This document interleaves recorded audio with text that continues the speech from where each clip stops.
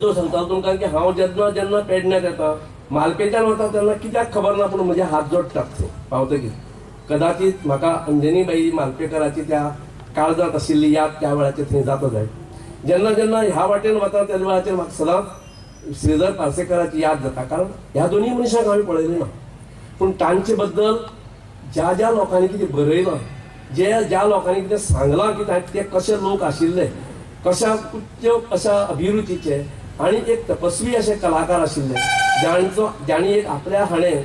आपल्या कलेच्या क्षेत्रात एक आपले असे स्थान निर्माण केले आणि त्या स्थान अशा पद्धतीने निर्माण केले की ताणें आपल्या कश्टाक खंयच कमीपण येवपाक दिलें ना ताजें कारण अशें की हे सगळे जाण अत्यंत गरीब परिस्थितींत जन्मा आयले आणि तांणी आपल्या कश्टान ही सगळी हे साध्य केली सगळी कला जी आसा ती आत्मसात केली आणि कष्ट कुशीक उरले आणि तांची कला लोकां मेरेन पावली पंडित श्रीधर पार्सेकर ताका तर आमचो पु ल देशपांडेन बरयतना सदांच बरयतालो गाणारे वायलीन म्हणटात ताका गाणारे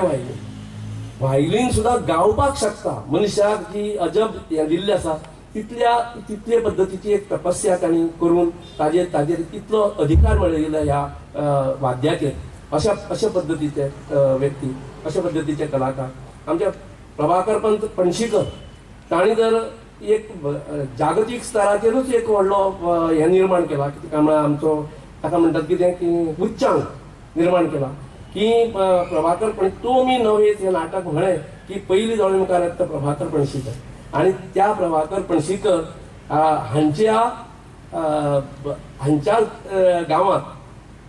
गांवांतल्या ह्या लोकांची वळेरी जेन्ना आमी वाचता तेन्ना अशें दिसता तुमकां खूब जाणांक सगळ्यांक खबर आसतलें कारण तुमचो अभिमान दिसपाक फावो की सोनाबाई केरीकर ही पयली हांगसरली नाटककार